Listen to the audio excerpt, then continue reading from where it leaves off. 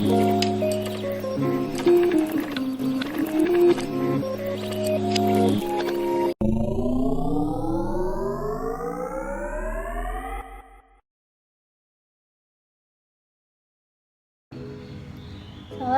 warahmatullahi wabarakatuh. Bertemu lagi bersama saya pada hari ini.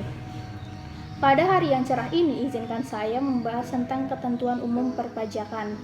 Jika kemarin saya membahas tentang dasar-dasar perpajakan part 1 dan part 2, sekarang saya akan membahas part 3-nya. Di part 3 ini saya akan membahas tentang ketentuan umum perpajakan.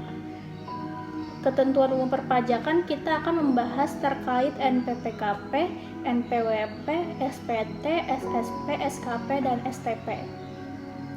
Sistem perpajakan diatur dalam banyak undang-undang, diantaranya ada yang pertama ada Undang-Undang Nomor 6 Tahun 1983 tentang Ketentuan Umum dan Undang-Undang Perpajakan baru. Yang kedua ada Undang-Undang Nomor 7 Tahun 1983 tentang Pajak Penghasilan.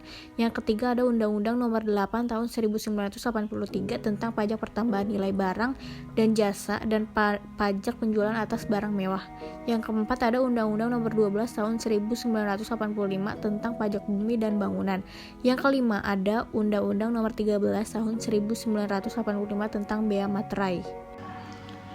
Kenapa sih sampai diatur ke undang-undang sampai segitu banyaknya? Ada beberapa tujuannya, diantaranya meningkatkan efisiensi pemungutan pajak yang sangat ribet. Dengan adanya undang-undang yang baru tersebut, maka akan lebih efisien pemungutannya. Jika pemungutan pajak lebih efisien, maka orang-orang lebih mudah dalam melaporkan pajak.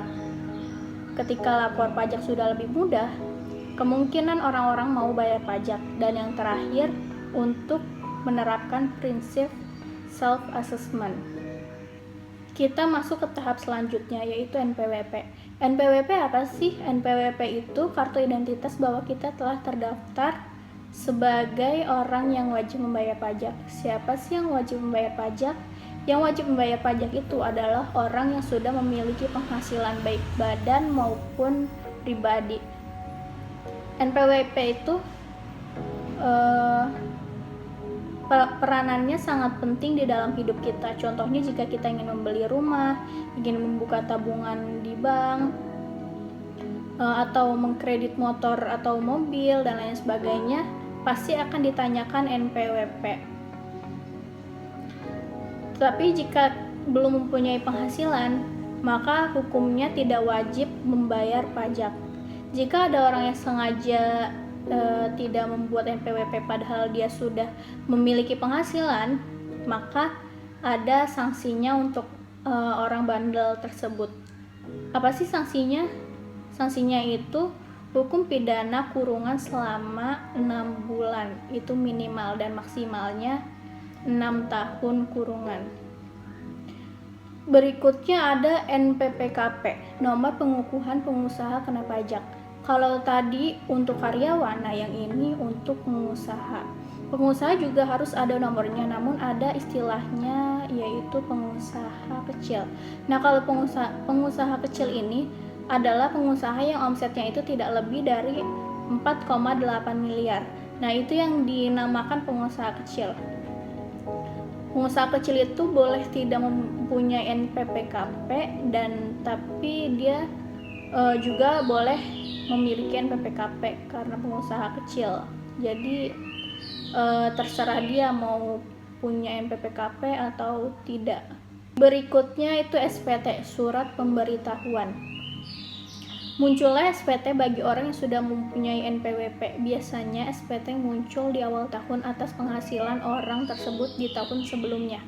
Misalnya tahun 2020 kita sudah bekerja selama 1 tahun. Nah, kita bayar atau kita lapor SPT kita di bulan Januari tersebut atau Februari atau Maret karena batas waktunya 3 bulan. Nah, terdapat 2 jenis SPT, yaitu ada SPT masa dan SPT tahunan. SPT masa itu adalah SPT masa PPH dan juga SPT masa PPN. Kalau SPT tahunan, ya SPT tahunan yang PPH.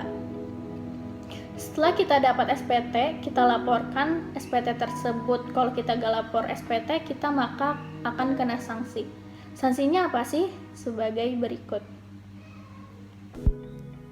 Sanksi keterlambatan lapor SPT, yang pertama itu membayar sebesar 500.000 untuk SPT masa PPN, 100.000 untuk SPT masa lainnya, 1 juta untuk SPT tahunan WP Badan, dan 100.000 untuk SPT tahunan OP.